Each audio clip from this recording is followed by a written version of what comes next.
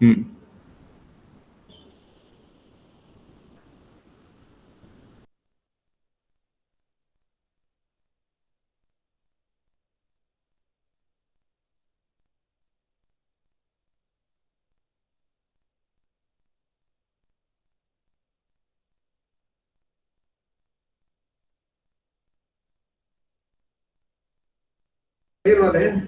Third year.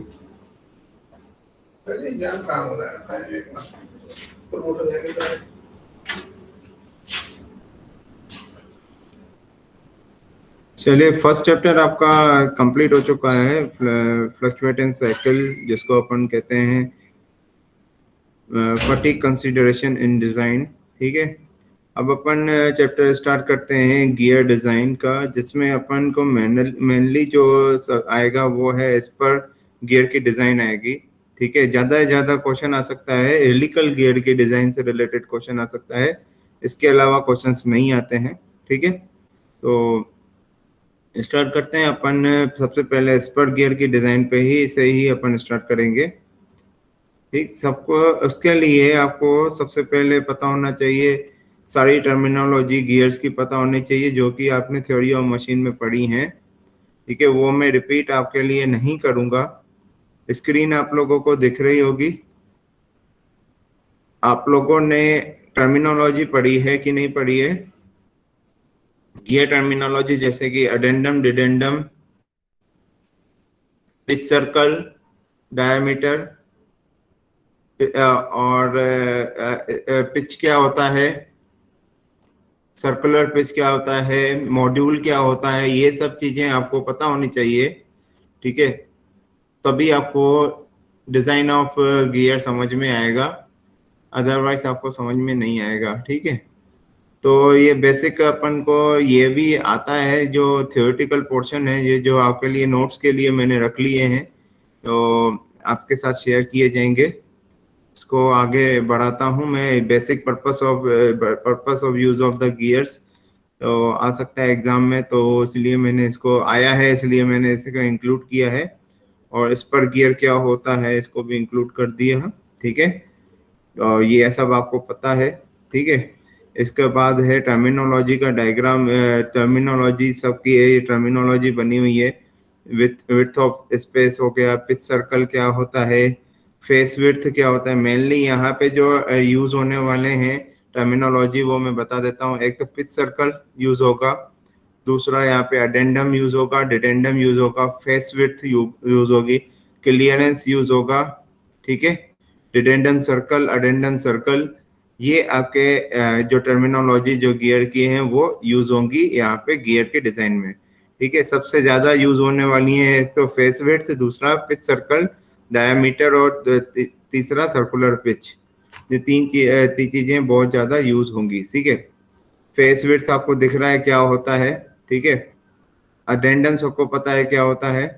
तो ये आप लोग पढ़ लीजिएगा, क्योंकि ये चीज आप थ्योरी ऑफ मशीन में पढ़ चुके हैं, तो आप उसका रिवीजन कर लेंगे तो आपको समझ में आ जाएगा। ठीक, फेस विड्थ वैसे लिखा हुआ है। फेस विड्थ होता क्या है? Face width, it is the width of the gear tooth measured parallel to its axis. जब कोई भी चीज पैरेलल टू, ये एक्सिस है, ये एक्सिस है, ये इसकी ट्रुथ की जो एक्सिस है वो अंदर की तरफ होती है।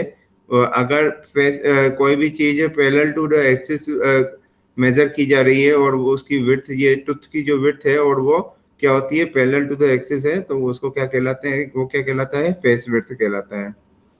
मेनली अपन को बात क्या करनी है, गियर की डिजाइन की बात करनी है।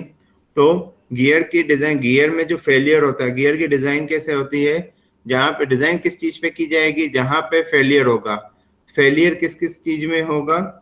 भाई अपन जैसे देखते हैं कि आज तक टेंसाइल फेलियर हो रहा है, कंप्रेसिव फेलियर हो रहा है, कि शेयर फेलियर हो रहा है, अभी तक यही देखते हुए आए हैं। तो अपन जैसे कहीं पे भी जैसे अपन ने की की डिजाइन में देखा था अपन ने कि क्रशिंग फेलियर होता है और टियरिंग फेलियर होता है। ये दो फेलियर होते हैं। तो अपन क्या करते हैं कि क्रशिंग फेलियर होता है तो अपन कंप्रेसिव लोड, कंप्रेसिव स्ट्रेस निकालते हैं। उस मटेरियल में कंप्रेसिव स्ट्रेस निकाल के उसके अकॉर्डिंग उसके करस्पॉन्डिंग जो एरिया आ रहा है वो एरिया कैलकुलेट करते हैं अपन, ठीक है। और ऐसे ही जो टीयरिंग फेलियर होता है, आपने की डिजाइन शायद पढ़ी है शायद, क्यों हार्दिक मीना की डिजाइन पढ़ी है?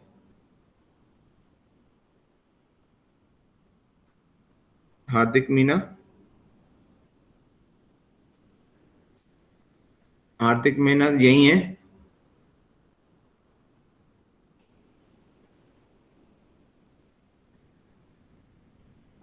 हार्दिक मीना, यस सर। आवाज नहीं आ रही थी क्या अभी तक मेरी? आ रही है ना सर। तो जवाब नहीं दे रहे थे। चलो ठीक है। तो मैं ये पूछ रहा था सर वो कि ईयरफोन का इशू हो रहा था थोड़ा सा। मैं ये पूछ रहा था कि आपने की डिजाइन तो पढ़ी है ना डीएमई 1 में? हाँ सर। तो वही की उसमें क्या होता है, एक तो टीयरिंग फेलियर होता है और एक क्रशिंग फेलियर होता है। तो अपन हाँ जैसे, सर। मैं वही बोल रहा था कि कहीं हर किसी भी चीज की डिजाइन करते हैं, जैसे की डिजाइन करते हैं तो पहले ये देखते हैं कि कौन सा फेलियर हो रहा है, उसी के अकॉर्डिंग अपन क्या निकालते हैं, स्ट्रेसेस निकालते हैं। तो यहाँ पे भी पहले यहाँ पे क्या देखा जाता है, गियर में भी देखा जाता है कि कौन से फेलियर हो रहे हैं, किस किस चीज की वजह से फेलियर हो रहा है, उसके अकॉर्डिंग अपन क्या निकालते हैं, उसकी डिजाइन करते हैं, ठीक है। यहाँ पे जो फेलियर होता है दो तरीकों की वजह से होता है, एक तो beam strength of gear tooth की बीम स्ट्रेंथ की वजह से डिजाइन, मतलब बीम स्ट्रेंथ की वजह से फेलियर होता है। बीम स्ट्रेंथ का मतलब क्या होता है, बेंडिंग, ठीक है। यहाँ पे टूथ जैसे ये है पोर्शन आपको ये दिख रहा है, ये पोर्शन आपको दिख रहा है, और ये आपको टूथ दिख रही है पूरी। जब अपन लोड अप्लाई करते हैं यहाँ पे, ये आपको डब्ल्यू आर दिख रहा है, डब्ल्यू टी दिख रहा है, तो ये दोनों क्या है कि बेंडिंग लोड अप्लाई कर रहे हैं। अगर यहाँ पे कुछ ऐसा टाइप का लग रहा है, कुछ अपन कैंटिलीवर बीम टाइप का लग रहा है कि नहीं, अगर ये लोड यहाँ पे, यहाँ से इसको फिक्स किया जाए, यहाँ से मटेरियल को ये जैसे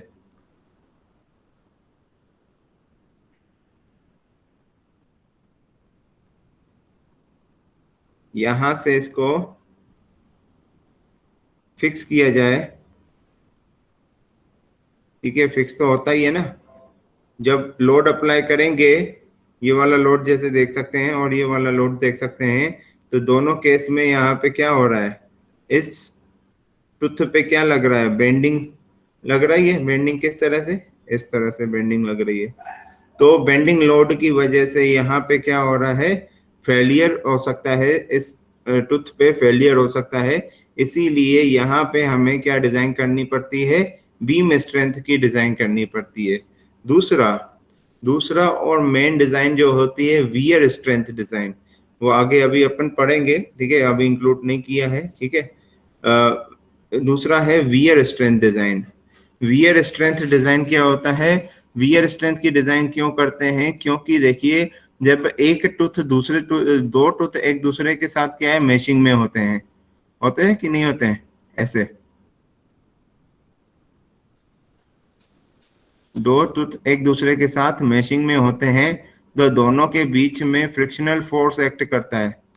दोनों के बीच में फ्रिक्शनल फोर्स एक्ट करता है,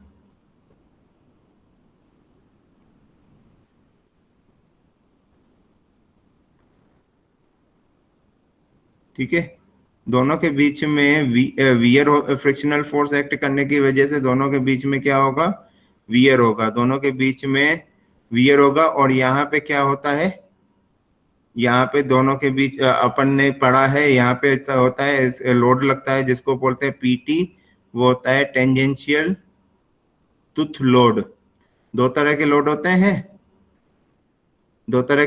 हैं, जो एक लोड होता है जो जो आपको पावर ट्रांसमिशन में साथ देता है, और दूसरा जो लोड होता है, एक लोड होता है पावर के ट्रांसमिशन में साथ देता है, जो मतलब ये वर्टिकल। और दूसरा जो लोड होता है, एक ये पीटी होता है जिसको अपन बोलते हैं टेंजेंशियल टूथ लोड, ठीक है। एक लोड होता है आपका क्या करता है, ये वाला जैसे मान लीजिए, जैसे यहाँ पे जैसे इसको इन दोनों के बीच में ये एंगल होता है फाई, जिसको अपन बोलते हैं प्रेशर एंगल। आप लोगों ने पढ़ा होगा प्रेशर एंगल, ठीक है। पीटी कॉस फाई होता है, यहाँ पे फाई होता है ये, ठीक है। तो पीटी कॉस फाई जो टर्म होती है, अब इसको रिजॉल्व करेंगे तो पीटी कॉस फाई और पीटी साइन फाई मिलता है। तो एक कंपोनेंट जो होता है, एक कंपोनेंट क्या करता है कि वो पावर ट्रांसमिशन में साथ देता है, और दूसरा क्या करता है, अपोज करता है। वो क्या करता है, दोनों के बीच में लोड अप्लाई करता है। मतलब क्या करता है, उसमें उसमें दोनों के बीच में वियर प्रोवाइड करता है। वियर कैसे, थ्रस्ट प्रोवाइड करता है। जैसे अगर जैसे ये है,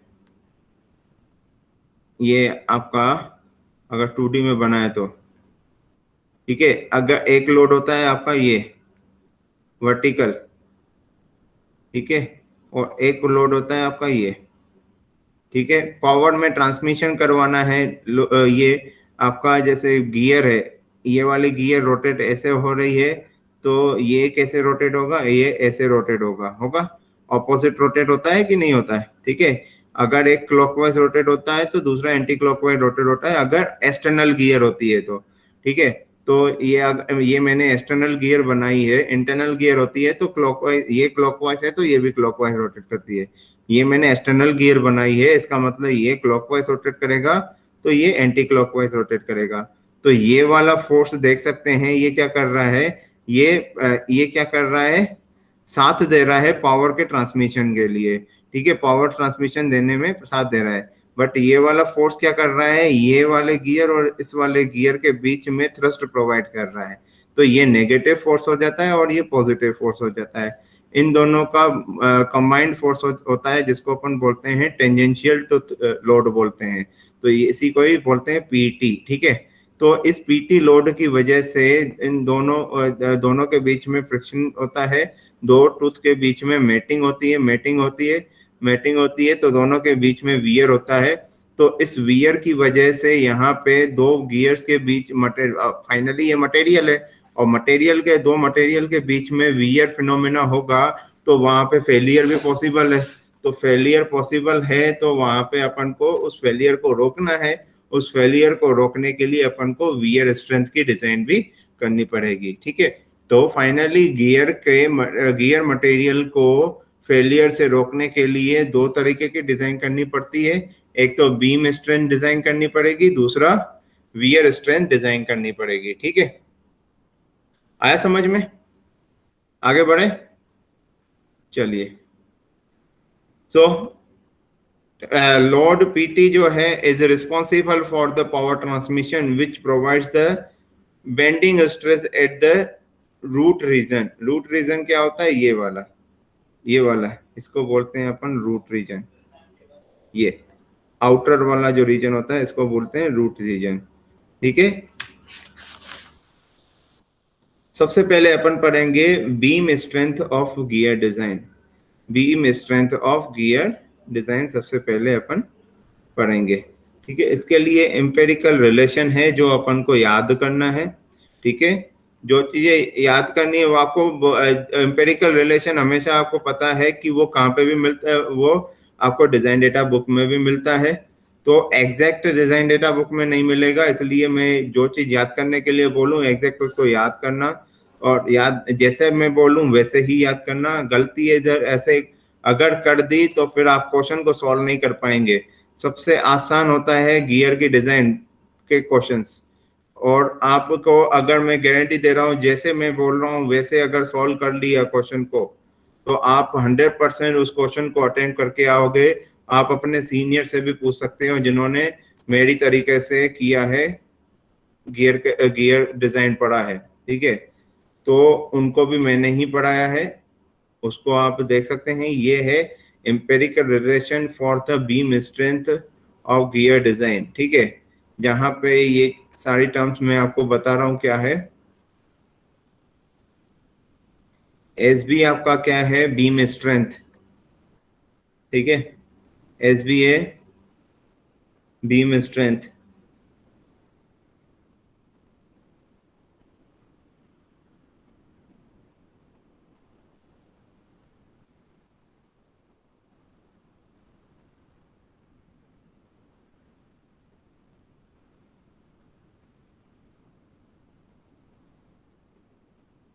ये है सिग्मा बी, क्या हो जाएगा स्ट्रेस। कौन सा स्ट्रेस, किसकी वजह से अपन ने ये डिजाइन की है? सबसे पहले बीम स्ट्रेंथ डिजाइन किसकी वजह से हो रहा है? Bending bending. Load, bending load की वजह से, बेंडिंग स्ट्रेस की वजह से। यहाँ पे गियर में जो वेरी गुड बेटा, ऐसे जवाब दिया करो, ऐसे बीच में जवाब मिलेगा ना तो इंटरेस्ट आएगा। ठीक है, आप लोगों को भी बोलना है, अवेयर रहना है। ठीक है, तो ये गियर जो है, इस गियर में बेंडिंग स्ट्रेस जनरेट हो रही है, उसकी वजह से बीम की स्ट्रेंथ में फर्क पड़ रहा है। यहाँ पे फेलियर हो रहा है उसकी वजह से। तो उसकी डिजाइन को अपन को बनाना है, मतलब उसकी फेलियर को रोकना है। उस वजह से अपन ने बीम स्ट्रेंथ की गियर डिजाइन कर रहे हैं। तो यहाँ पे जो सिग्मा बी होगा वो क्या होगा? आपका बेंडिंग स्ट्रेस होगा। ठीक है,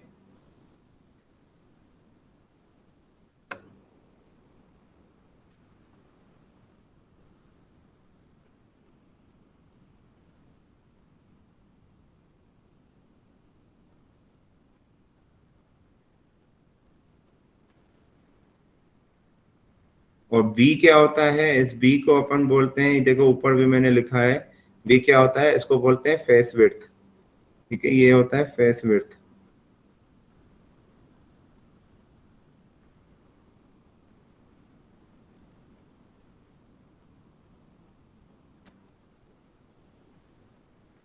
और ये एम होता है, एम सबको पता है। कोई बताए क्या एम क्या होता है? कुछ तो याद होगा। एम होता है मॉड्यूल। रेशियो। मॉड्यूल। मॉड्यूल होता है बेटा, मॉड्यूल। मॉड्यूल के बारे में थोड़ा सा मैं बताना चाहूंगा, क्योंकि थोड़ा सा बताना जरूरी है। अब ये पूरा करके मैं मॉड्यूल के बारे में बताता हूँ, क्योंकि न्यूमेरिकल नहीं कर पाएंगे। क्योंकि मेरे को भरोसा है कि मैं मुश्किल से 10 या 20% लोग ही इसको रिवाइज करेंगे, थ्योरी ऑफ मशीन की बुक उठा के। बाकी लोग नहीं करेंगे, मेरे को पूरा भरोसा है। ठीक है, तो मैं चाहता हूँ कि जितने लोग आ रहे हैं उन लोगों को सभी को समझ में आए, क्योंकि मेरा टारगेट तो यही रहता है 100% स्टूडेंट को समझ में आना चाहिए जो आ रहा है क्लास में।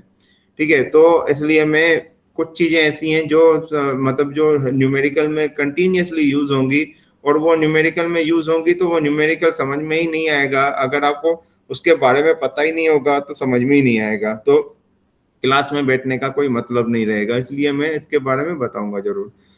अब ये जो इक्वेशन जो मैंने लिखी है, जिसको मैं एम्पेरिकल रिलेशन बोल रहा हूँ, इस इक्वेशन को कहा जाता है लेविस फॉर्म। लेविस ने ये इक्वेशन दी थी, LE। ये इक्वेशन जो दी थी, ये इक्वेशन जो दी है, किसने दी है? लेविस ने दी है। लेविस नाम के साइंटिस्ट ने इस इक्वेशन को दिया है। तो इस इक्वेशन का नाम है लेविस इक्वेशन। इसको अपन बोलेंगे लेविस इक्वेशन।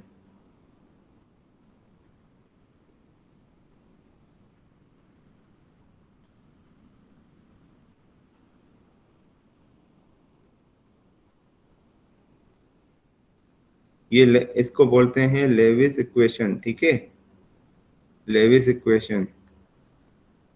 ठीक, और इसमें जो y टर्म होती है ये है कांस्टेंट। ये y टर्म जो है कांस्टेंट है, कैपिटल Y, जिसका नाम है Levi's form factor.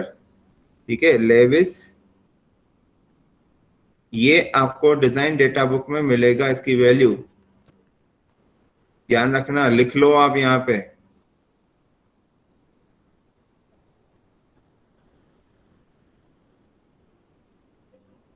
Levi's form factor जो होता है वो डिजाइन डेटा बुक में मिलता है, पर एग्जैक्टली कैपिटल Y नहीं मिलता है। कैपिटल Y जो होता है, जो कैपिटल Y जो होता है वो क्या होता है?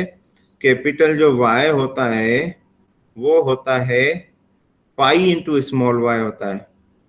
पाई इंटू स्मॉल y होता है। ठीक है, तो पाई इंटू स्मॉल y होता है, तो स्मॉल y वैल्यू आपको कहाँ मिलेगी? डिजाइन डेटा बुक में मिलेगी। स्मॉल y वैल्यू कहाँ मिलेगी? इन डेटा बुक।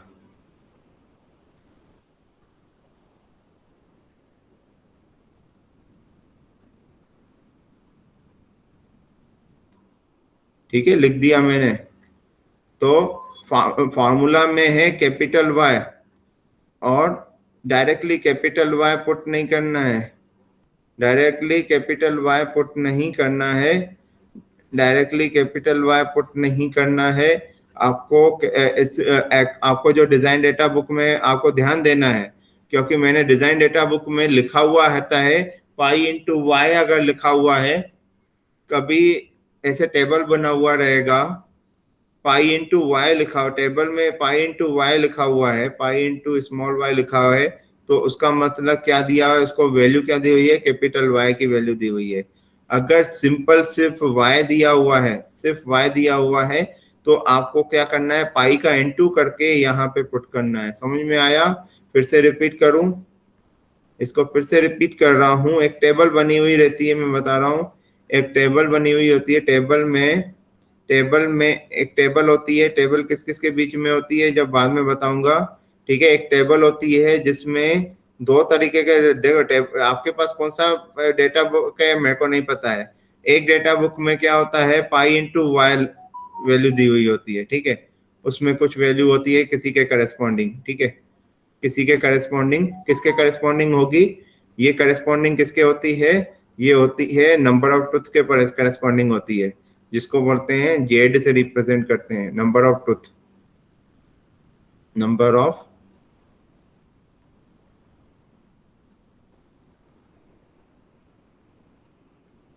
ठीक है, नंबर ऑफ ट्रुथ के करस्पॉन्डिंग, ठीक है। और आपको दिया रहेगा, और क्या दिया रहता है, y वैल्यू दी रहती है, ठीक है। और y वैल्यू दी रहती है किसके करस्पॉन्डिंग, नंबर ऑफ ट्रुथ के करस्पॉन्डिंग। डिपेंड करता है डेटा बुक आपके हाथ में कौन सी है। अगर आपको क्वेश्चन में, आपको डेटा बुक में सिर्फ y दिख रहा है, तो पाई का इनटू करेंगे, ठीक है, अलग से पाई का इनटू करेंगे, मल्टीप्लाई आपको करना पड़ेगा, मल्टीप्लाई y, मल्टीप्लाई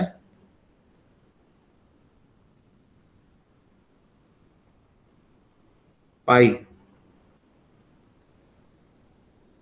और यहाँ पे डायरेक्टली पुट,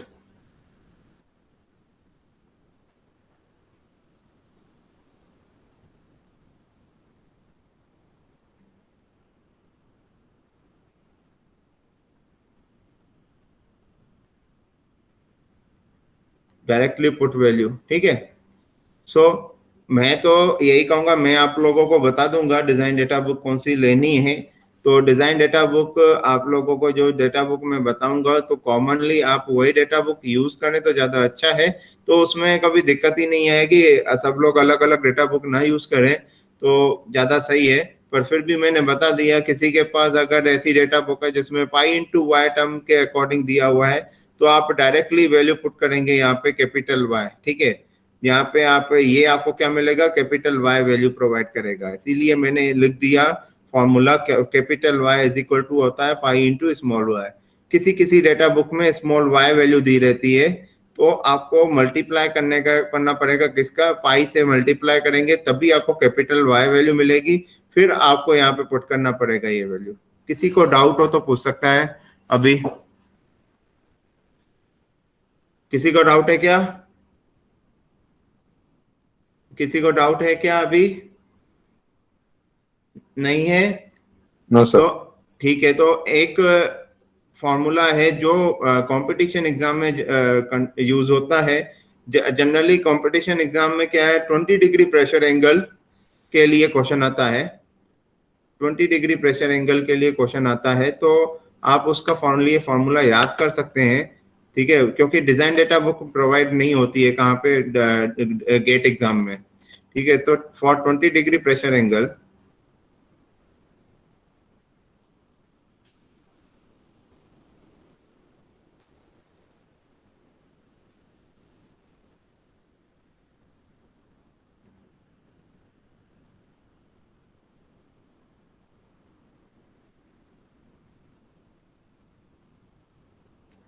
ठीक है, जिसको अपन फाई से डिनोट करते हैं, 20 degree pressure angle involute gear, involute gear,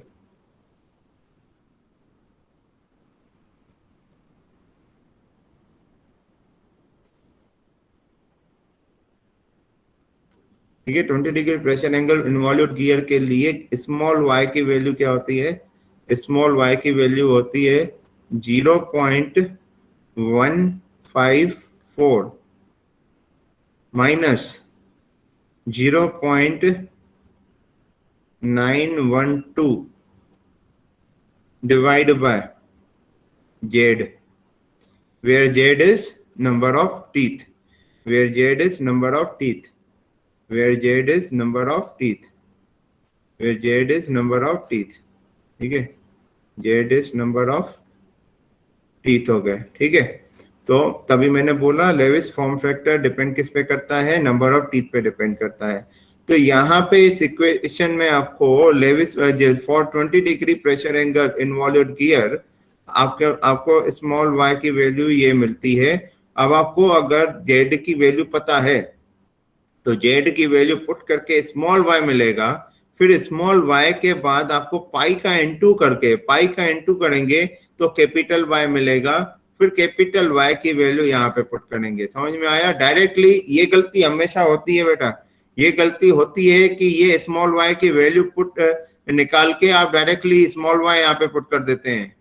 यहाँ पे स्मॉल y की वैल्यू पुट नहीं करनी है, बार बार रिपीट कर रहा हूँ, तो इसलिए मैं बोल रहा हूँ, बार बार बोल रहा हूँ। या तो आप दिमाग में ये फॉर्मूला में ही इसको पाई इंटू स्मॉल y पुट कर दीजिए, या फिर आप यहाँ पे या फिर फॉर्मूला ही ऐसा यहाँ पे बना लीजिए कि यहाँ पे बना लीजिए ये capital Y is equal to pi into something जो भी है, ठीक है। अगर गलती नहीं करनी है तो जो भी है आपको अपनी गलतियां बचानी है तो कुछ आपको ही तरीके अपनाने पड़ेंगे, ठीक है ना। सो यहाँ पे आपको क्या करना है, पहले तो जेड की वैल्यू पुट करेंगे तो स्मॉल y की वैल्यू मिलेगी।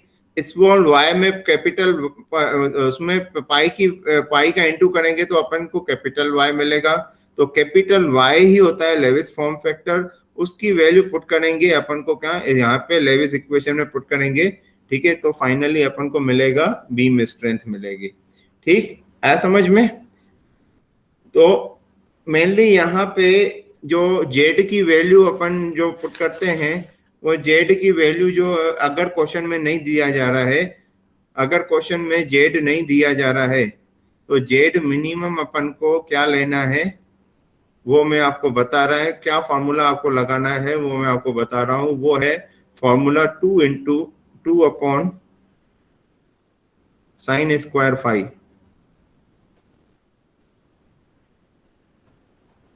ठीक है। आप लोगों को याद होगा for rack and pinion gear, for rack and pinion gear Z minimum is equal to होता है, for rack and pinion gear Z minimum होता है 2AG, जहां पे AG क्या होता है अपॉन साइन स्क्वायर फाई होता है। थोड़ा सा देख लेना फॉर्मूला वगैरह बेटा, है ना। सो अपन क्या कंसीडर कर लेते हैं, हमारे पास क्या है टर्म्स नहीं रहती हैं जिसे अपन कैलकुलेट कर सकें। टीथ निकाल नंबर ऑफ टीथ निकालने के लिए बहुत सारे तरीके होते हैं, पर यहाँ पे न्यूमेरिकल में अपने पास इतने टर्म्स नहीं होते हैं कि अपन नंबर ऑफ टीथ निकाल सकें, इसीलिए ये फॉर्मूला लगाना पड़ता है। हमें मानना ये पड़ता है कि ये रैक एंड पिनियन का केस है, और रैक एंड पिनियन में भी ये क्या है नंबर ऑफ एडेंडम इन मतलब एडेंडम ऑन द गियर, ठीक है।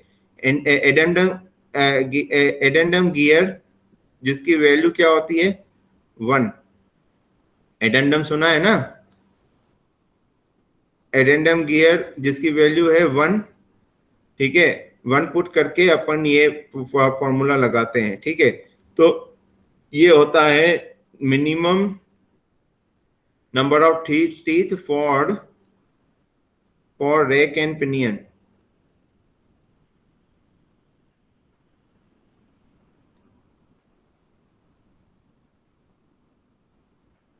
रैक एंड पिनियन पता है सबको क्या होता है, कोई बताएगा?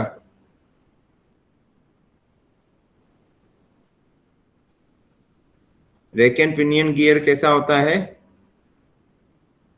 रोटेशन से ट्रांसलेशन मिलता है, रोटेटरी मोशन से ट्रांसलेटरी मोशन मिलता है, ठीक है। ये होता है आपका रेक, और यहाँ पे लगा रहता है ये होता है आपका पिनियन।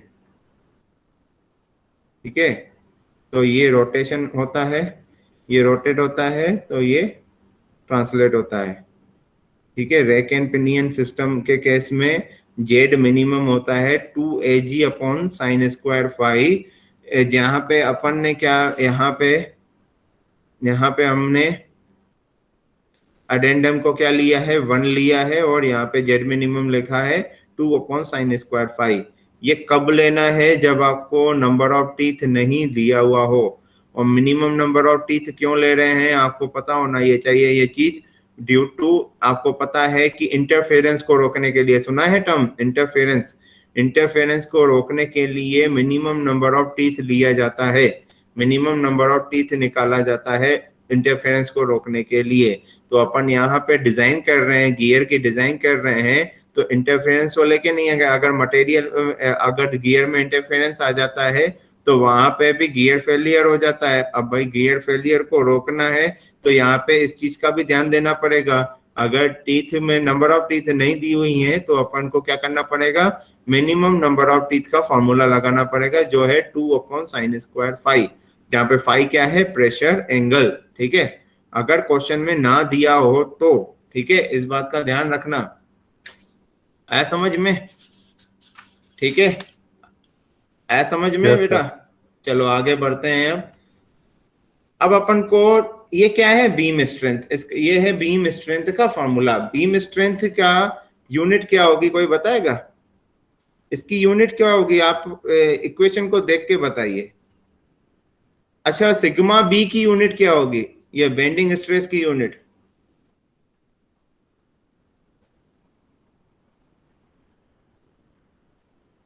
नहीं पता किसी को भी? स्ट्रेस की यूनिट नहीं पता है किसी को? मेगा पास्कल, न्यूटन पर mm स्क्वायर, कुछ भी ऐसा ही होता है कि नहीं होता है? होता है ना? यस सर, गीगा पास्कल भी होता है। गीगा पास्कल भी होता है, तो यही होता है।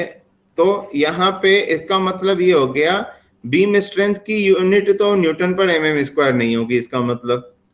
तो इसकी यूनिट आपके न्यूटन पर mm स्क्वायर है, इसकी यूनिट आपकी क्या है, न्यूटन पर, मान लिया न्यूटन पर mm स्क्वायर है।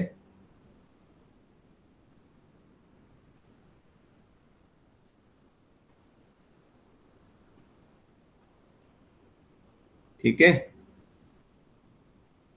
और फेस विड्थ की यूनिट होती है, विड्थ की यूनिट क्या होती है, mm। ठीक है, ये है mm, और मॉड्यूल की यूनिट होती है mm। मॉड्यूल हमेशा mm में ही कैलकुलेट होता है, सेंटीमीटर में भी नहीं, mm में। ठीक है, और ये लेविस फॉर्म फैक्टर जो होता है यूनिट लेस होता है, फैक्टर है ये यूनिट लेस।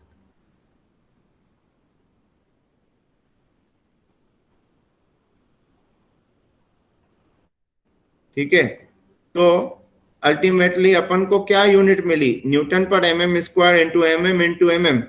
तो अपन को इसकी यूनिट क्या मिली, बीम स्ट्रेंथ की यूनिट मिली क्या, न्यूटन। बीम स्ट्रेंथ की यूनिट क्या होगी, न्यूटन। ठीक है, तो इसका मतलब ये बीम स्ट्रेंथ, यहाँ पे जो लोड, ये बीम स्ट्रेंथ का फॉर्मूला है वो लोड की तरह एक्ट कर रहा है, लोड की तरह। किसकी तरह, लोड की तरह।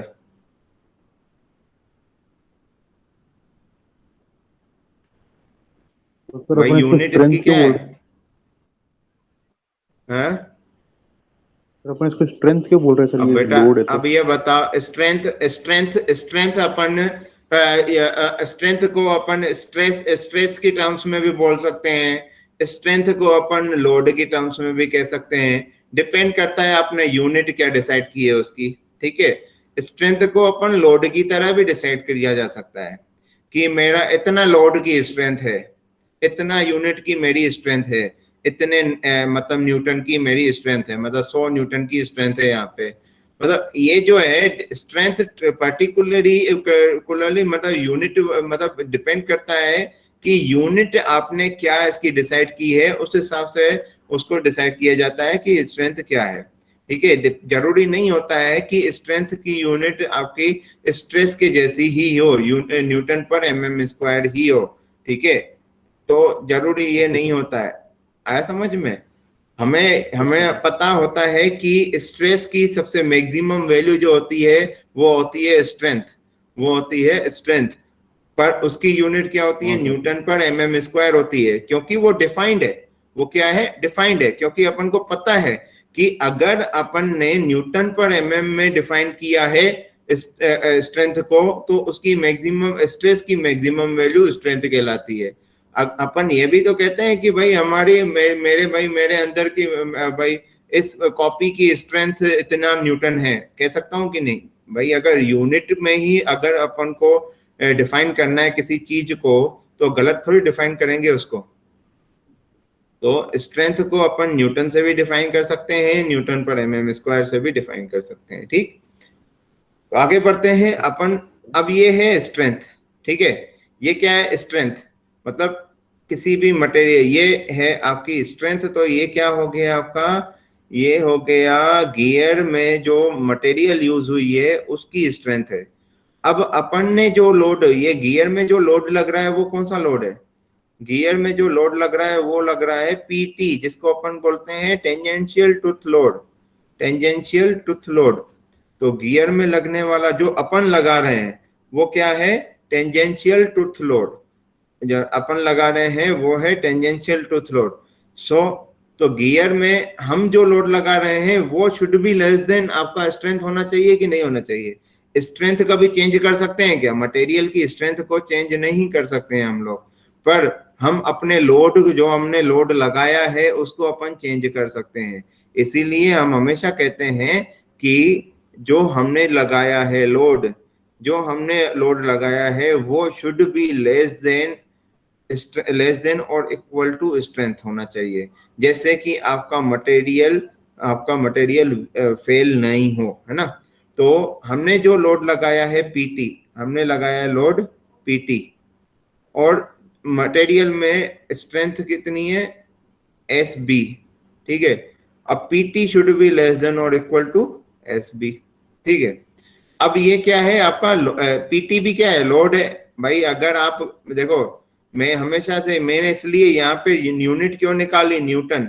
मैंने आपको पहले याद होगा मैंने जब मैंने आपको पढ़ाया था फटीग कंसिडरेशन डिजाइन पढ़ाई थी, तो यहाँ पे स्ट्रेस को मैं इंक्लूड कर रहा था, लोड को इंक्लूड नहीं कर रहा था। जब अगर आप यूनिट को कंपेयर कर रहे हो, यूनिट सेम होनी चाहिए दोनों जगह, इधर तरफ और इधर तरफ यूनिट सेम होनी चाहिए। इधर यूनिट पर न्यूटन पर एमएम स्क्वायर है तो इधर भी न्यूटन पर एमएम स्क्वायर होना चाहिए।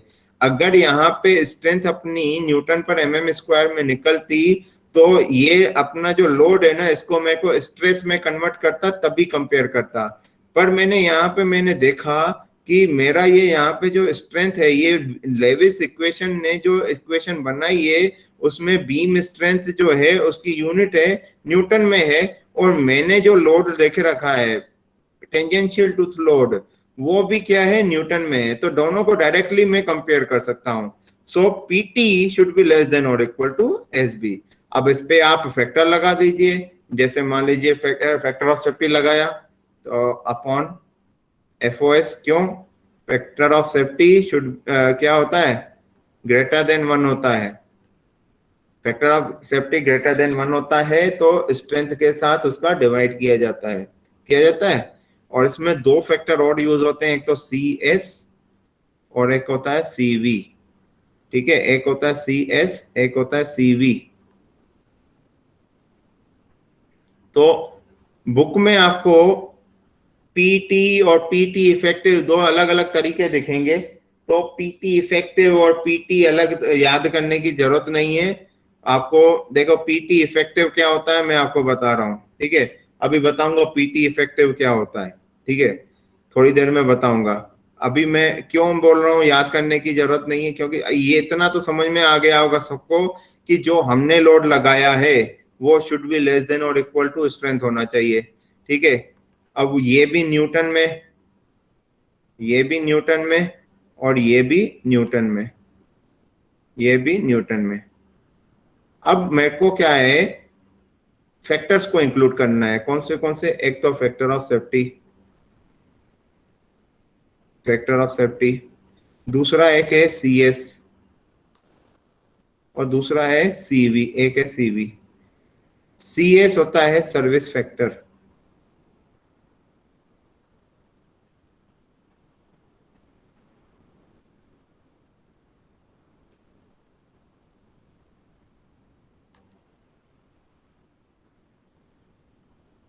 जिसकी वैल्यू ग्रेटर देन 1 होती है।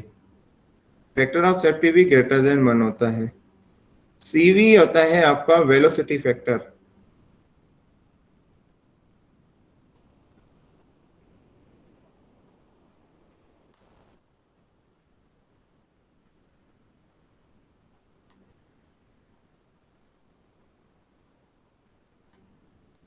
वो होता है लेस देन 1। ठीक है। अब इस सर्विस फैक्टर को अपन रेटिंग फैक्टर भी कहते हैं।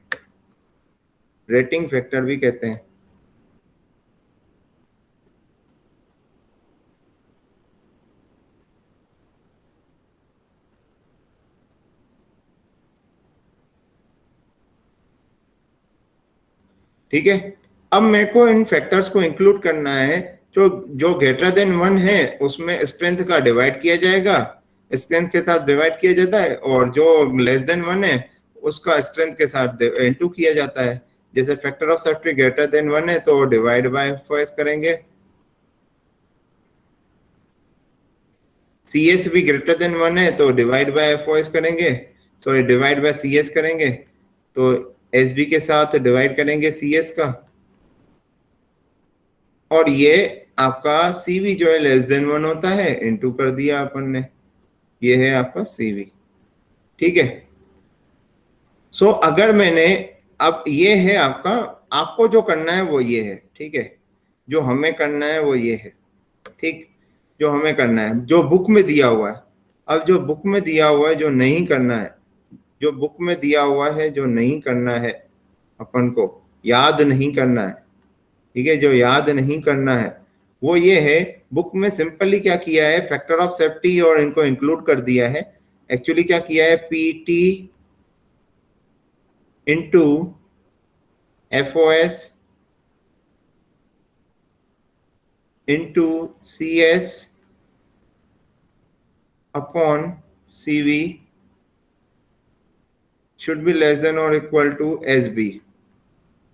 ठीक है। ये मैं अभी कर रहा हूं जो, ठीक है। तो बुक में इन्होंने जो लिखा है वो ये लिखा है कि ऐसा लिखा है, बुक में एक फॉर्मूला बना दिया कि this is a PT effective, this is a PT effective.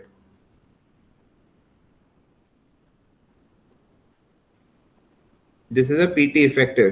तो एक फॉर्मूला बना दिया, PT effective is equal to PT into FOS into CS upon CV। So and PT, फिर उसके बाद लिख दिया PT effective is equal to PT is effective should be less than और इक्वल टू आपका SB होना हो। सो आपको ये नहीं करना है, आपको तरीका अपनाना है ये वाला। समझ में आया? क्यों? हम सबको पता है कि फैक्टर्स को कैसे इंक्लूड करना है। ग्रेटर देन 1 है तो अपन क्या करेंगे, ग्रेटर देन 1 है तो स्ट्रेंथ के साथ डिवाइड करेंगे, लेस देन 1 है तो इनटू करेंगे। और ऐसा ही क्वेश्चन गेट में आ चुका है। CV को इन्होंने ग्रेटर देन 1 कर दिया, CS को लेस देन 1 कर दिया, तो यहाँ पे ये फॉर्मूला क्या हो जाता है, फेल हो जाता है। फॉर्मूला में अब अगर CS को यहाँ पे रखोगे, PT इफेक्टिव निकालोगे, तो ये CS अगर मतलब इक्वेशन के वो न्यूमेरिकल के अकॉर्डिंग अगर CS लेस देन 1 है तो CS इधर आना चाहिए, तो CS इधर आना चाहिए, तो CS फॉर्मूले में इधर आना चाहिए। तो फॉर्मूला में अगर आप इधर पुट करोगे CS की वैल्यू तो वो गलत हो जाएगा। समझ में आ रहा है ना? सो इसलिए फॉर्मूला अपन को याद नहीं करना है, अपन को ये तरीका अपनाना नहीं है, अपन को यही तरीका अपनाना है। ये समझ में आया तरीका सबको? ठीक है, ठीक है ना? Yes sir. मैं थोड़ा सा और टाइम लूंगा, 5 मिनट का टाइम, बस खत्म ही हो गया है। इसके बाद कल से अपन इसके न्यूमेरिकल पे ही आएंगे, थोड़ा सा और बचा हुआ है बस। अब PT जो है, PT कैसे निकाला जाएगा? क्वेश्चन में आपको पावर दिया रहेगा, वेलोसिटी दी रहेगी, तो पावर ट्रांसमिट अपन को पता है पावर इज इक्वल टू होता है फोर्स इनटू वेलोसिटी होता है, पावर इज इक्वल टू होता है फोर्स इनटू वेलोसिटी, तो फोर्स इज इक्वल टू हो जाएगा पावर अपॉन वेलोसिटी हो जाएगा। तो पावर ट्रांसमिशन, तो फॉर्मूला आपका हो जाएगा पावर डिवाइड बाय वेलोसिटी हो जाएगा। ठीक, तो पीटी आप निकाल सकते हैं बड़ी आसानी से।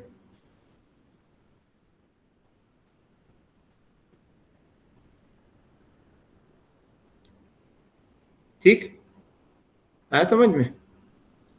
तो पीटी निकल गया, पीटी निकल गया, बाकी बचा अब बात करते हैं सिर्फ सीवी की। यहाँ पे सीएस आपको डायरेक्टली क्वेश्चन में दिया रहेगा, बस सीवी जो है आपको निकालना पड़ेगा।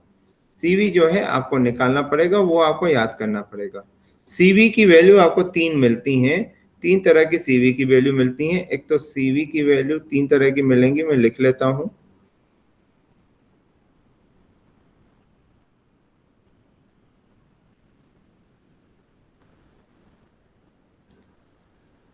एक तो मिलेगी आपको 3/3+b, दूसरा मिलेगा आपको 6/6+b, तीसरा है 5.6 प्लस √v। सो वो डिपेंड करता है v की वैल्यू पे कि कितनी v की वैल्यू है, कौन सा cv अपन को पुट करना है।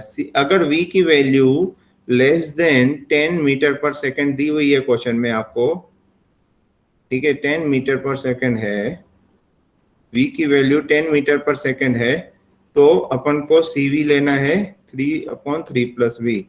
ठीक है, और अगर v की वैल्यू 10 से लेके 20 तक है, इंक्लूडिंग 20 मीटर पर सेकंड, तो अपन को ये वाला फॉर्मूला लगाना है सीवी का। और अगर v की वैल्यू ग्रेटर देन 20 है, ग्रेटर देन 20 मीटर पर सेकंड है, तो उस केस में अपन को ये वाला फॉर्मूला लगाना है। ठीक, सब कुछ हो गया, सब हो गया, कंप्लीट हो गया आप। ठीक, पूरा आपका डिजाइन कंप्लीट हो गया। यहाँ पे ये स्पर गियर में जो बीम स्ट्रेंथ की डिजाइन है ये पूरी कंप्लीट हो गई। ठीक है, पूरी कंप्लीट हो गई। अपन को सिंपली क्या करना है, मैं अब आपको ओवरव्यू दे देता हूँ, ओवरव्यू दे देता हूँ। सिंपली क्या करना है, सबसे पहला टर्म अपन को क्या करना है, हमें ये लगाना है PT effective should be less than और इक्वल टू एसबी। ठीक है, फैक्टर बाद में लगा देना, फैक्टर बाद में लगा देना। अब लेस देन और इक्वल, अपन लेस देन तो नहीं लगाते हैं, अपन क्या करते हैं इक्वल टू। लिमिटिंग कंडीशन के केस में अपन क्या करते हैं, PT is equal to SB ले लेते, sorry PT is equal to SB ले लेते हैं। फैक्टर्स बाद में इंक्लूड करेंगे, सीवी, सीएस और फैक्टर ऑफ सेफ्टी। ठीक है, यहाँ पे फैक्टर्स ये कॉमन ही रहते हैं, तो आप चाहो तो इंक्लूड पहले ही कर सकते हो। ये 3 ही फैक्टर आपको मिलेंगे। ठीक, तो सबसे पहला अपन को ये लिखना है, उसके बाद अपन को देखना है कि हमें निकालना क्या है, उसके अकॉर्डिंग अपन चलेंगे। अगर बोला जाए कि हमें बीम स्ट्रेंथ निकालनी है, क्वेश्चन में अगर बोला जाए अपन को बीम स्ट्रेंथ निकालनी है, तो बीम स्ट्रेंथ निकालने के लिए 2 तरीके हैं। एक तो इस फॉर्मूले से निकालिए जिसमें पीटी आपको दिया होना चाहिए, या फिर आप लेविस फॉर्म फैक्टर से निकाल लें जिसके लिए आपको क्या पता होना चाहिए, बेंडिंग स्ट्रेस पता होनी चाहिए। ठीक, तो आसान होगा। अगर आपको क्वेश्चन में बेंडिंग स्ट्रेस नहीं दिया है तो आप इस इक्वेशन से बीम स्ट्रेंथ नहीं निकाल सकते हैं, आपको इस इक्वेशन से ही निकालना पड़ेगा। अब दूसरा क्वेश्चन, ये पहला क्वेश्चन सबसे आसान, दूसरा क्वेश्चन क्या बनेगा, फाइंड द बेंडिंग स्ट्रेस। क्या बोलेंगे, फाइंड द बेंडिंग स्ट्रेस। उस केस में आपको इस इक्वेशन की भी जरूरत पड़ेगी और इस इक्वेशन की भी जरूरत पड़ेगी। इसमें आपको क्या है, पीटी निकालना पड़ेगा पावर अपॉन वेलोसिटी से, वो आप यहाँ पे पुट करेंगे तो यहाँ से क्या मिलेगा, एस बी मिलेगा। एस बी की वैल्यू आप यहाँ पे पुट करेंगे, बी आपको क्वेश्चन में दिया रहेगा, बी में स्ट्रेंथ, एम आपको मॉड्यूल दिया रहेगा क्वेश्चन में, और वाई आपको डिजाइन डेटा बुक में मिलेगा। वो तीनों चारों वैल्यू पुट करेंगे तो आपको क्या मिलेगा, बेंडिंग स्ट्रेस आपको वैल्यू मिल जाएगी। मॉड्यूल क्या होता है मैं भूल गया आपको बताना, मॉड्यूल होता है D upon T. D upon T actually में टी नहीं, जेड। जेड क्या है, नंबर ऑफ टीथ। जेड है नंबर ऑफ टीथ।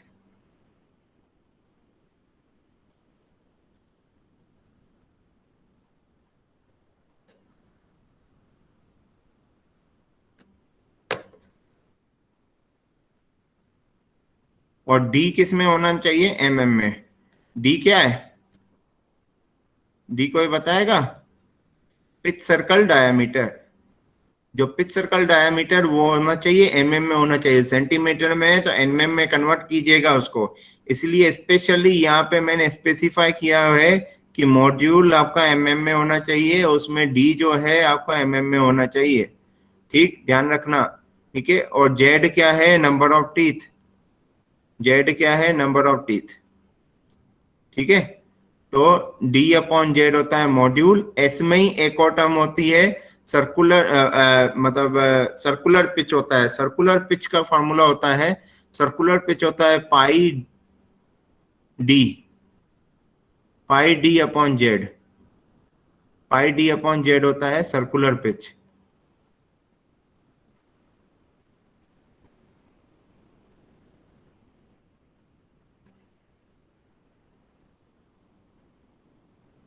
ठीक है, तो यहां से अगर आपको क्वेश्चन में सर्कुलर पिच दिया हुआ है तो पाई का डिवाइड कीजिएगा तो मॉड्यूल निकल आएगा। ठीक, आया समझ में। तो मॉड्यूल भी आपको बता दिया, कुछ भी नहीं बचा हुआ है अब इसमें।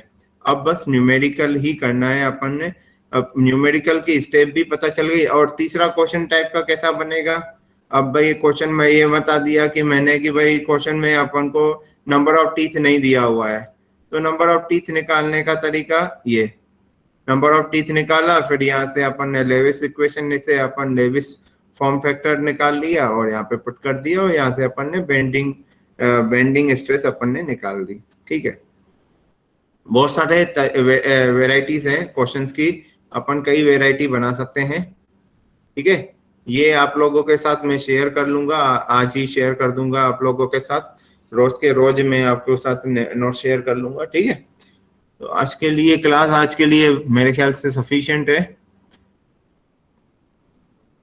एक मिनट बस मैं जस्ट अटेंडेंस ले लूं आप लोगों की, फिर इसके बाद लेफ्ट कर लीजिएगा।